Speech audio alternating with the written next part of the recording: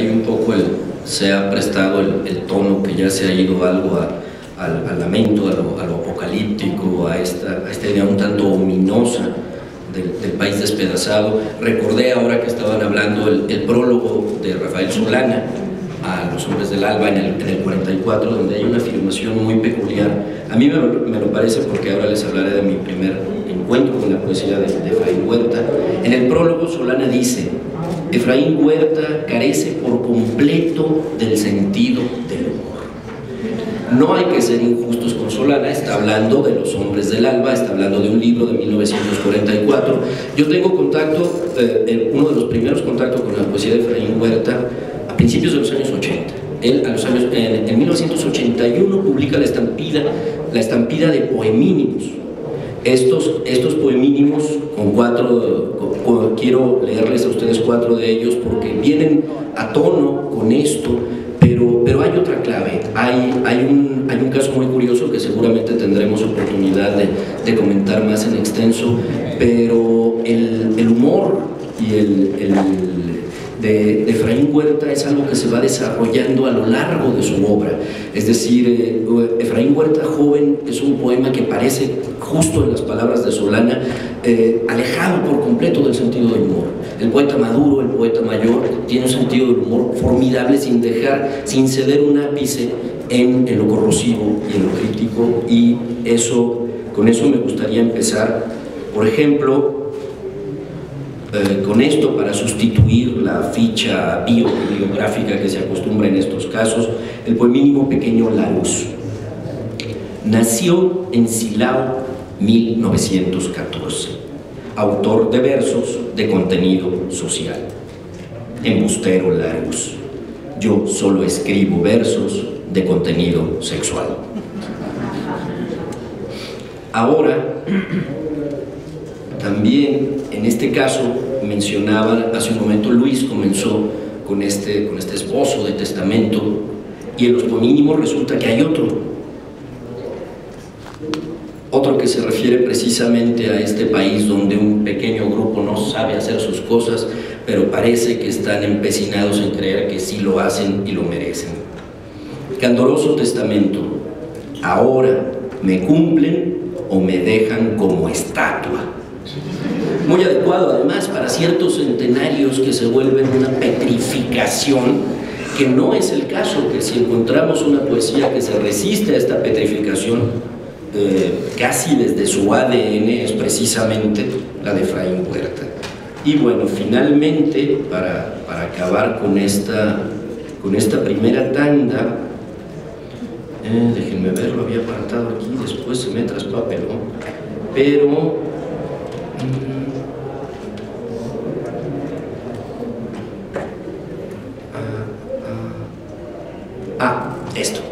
esto que es muy bueno, porque luego seguramente van a venir los poemas amorosos, que es un tema impresionante en la poesía de Efraín Huerta, pero esto también es muy divertido. Desde el título del poemínimo es Mansa Hipérbole.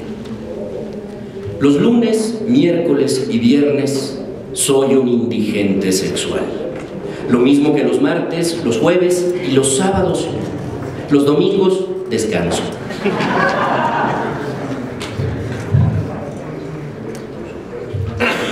Voy a volver a leer rápidamente, para no fallar, y les voy a contar una adición que hubo, porque este poema se reprodujo en las estaciones del metro, y entonces una persona, un muchacho seguramente, o pensar, a lo mejor una jovencita estudiante, le hizo esta adición a lo que acaba de leer Ángel. Los lunes, miércoles y viernes soy un indigente sexual, lo mismo que los martes, los jueves y los sábados. Los domingos descanso con tu hermana.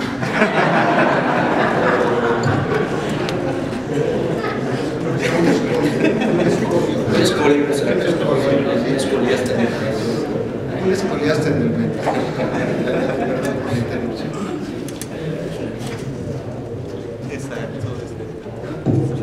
Y bueno, después de esto, después de este asunto de confrontar un poco, de poner un poco en perspectiva estas palabras de Solana y comentar este asunto particular que mi primer contacto es casi como si fuera recorriendo la obra de Efraín Huerta al revés.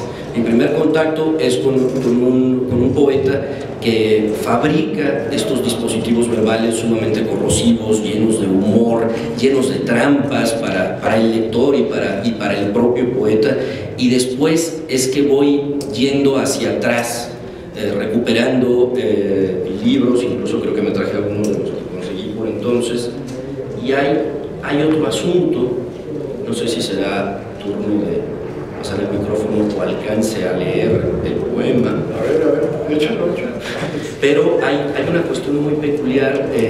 Hacia el final de este libro que compila la poesía de Efraín Huerta de 1935 a 1968, viene una sección que se llama Los Responsos. Uno de estos responsos en particular es un arte poética que además vincula a Efraín Huerta a una poesía, a una forma de escritura a la que a mí en ese momento me costó muchísimo trabajo relacionarlo. Es decir, este responso es por Rubén Darío.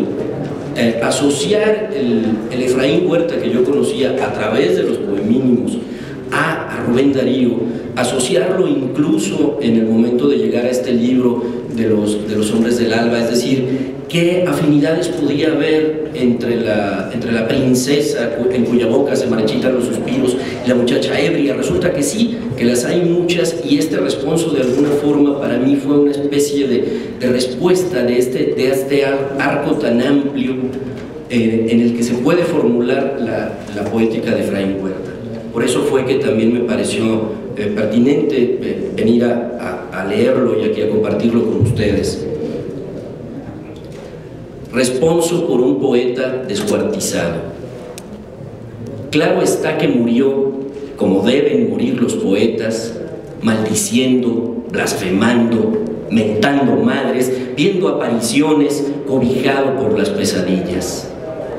Claro que así murió, y su muerte resuena en las malditas habitaciones donde perros, orgías, vino griego, prostitutas francesas, donceles y príncipes se rinden y le besan los benditos pies, porque todo en él era bendito como el mármol de la piedad y el agua de los lagos, el agua de los ríos y los ríos de alcohol bebidos a pleno pulmón. Así deben beber los poetas, hasta lo infinito, hasta la negra noche y las agrias albas y las ceremonias civiles y las plumas heridas del artículo a que te obligan, la crónica que nunca hubieras querido escribir, y los poemas rubíes, los poemas diamantes, los poemas hueso labrado, los poemas floridos, los poemas toros, los poemas posesión, los poemas Rubénes, los poemas Daríos, los poemas madres, los poemas padres, tus poemas.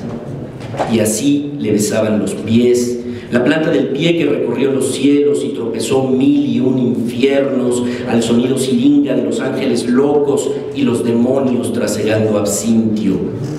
El chorro de agua de Berlín estaba mudo ante el azoro y la soberbia estupidez de los cónsules y los dictadores, la chirlería envidiosa y la espesa idiotez de las gallinas municipales, maldiciendo, claro, porque en la agonía estaba en su derecho y porque qué jodidos, jure jodido, dijo Rubén al niño triste que oyó su testamento. ¿Por qué no morir de alcoholes de todo el mundo si todo el mundo es alcohol y la llama lírica es la mirada de un niño con la cara de un lirio? Resollaba y gemía como un coloso crisoelefantino hecho de luces y tinieblas, pulido por el aire de los Andes, la neblina de los puertos, el ahogo de Nueva York, la palabra española, el duelo de Machado, Europa sin su pan. Rugía impuramente como deben rugir todos los poetas que mueren. ¡Qué horror! Mi cuerpo destrozado. Y los médicos, aquí hay pus, y nunca le hallaron nada sino dolor en la piel, limpios los riñones heroicos, limpio el hígado, limpio y soberbio el corazón, y limpiamente formidable el cerebro que nunca se detuvo, como un sol escarlata, como un sol de esmeraldas, como la mansión de los dioses, como el penacho de un emperador azteca, de un emperador inca.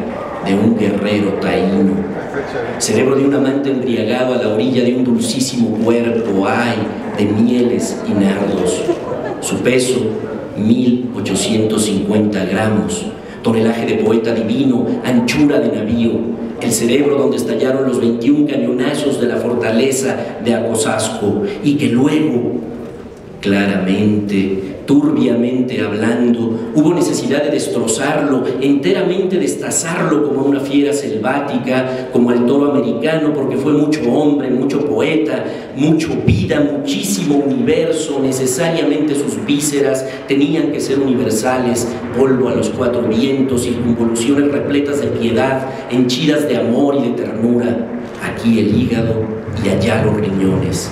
Dame el corazón de Rubén y el cerebro peleado de garra en garra como un puñado de perlas. Aquel cerebro, salud, que contó hechicerías y fue sacado a la luz antes del alba.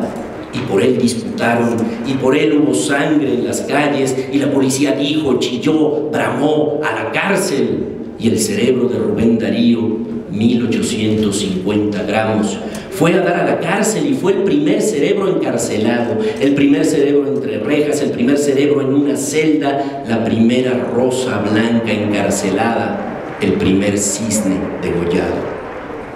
Lo veo y no lo creo, ardido por esa leña verde, por esa agonía de pirámide arrasada, el poeta que todo lo amó cubría su pecho con el crucifijo, el suave crucifijo, el Cristo de marfil que otro poeta agónico le regalara, amado Nervo. Y me parece oír cómo los dientes le quemaban y de qué manera se mordía la lengua y la piel se le ponía violácea, nada más porque empezaba a morir, nada más porque empezaba a santificarnos con su muerte y su delirio, sus blasfemias, sus maldiciones, su testamento, y nada más porque su cerebro tuvo que andar de garra en mano y de mano en garra hasta parecer el ala de un ángel, la solar sonrisa de un efebo, la sombra de recinto de todos los poetas vivos, de todos los poetas agonizantes, de todos los poetas.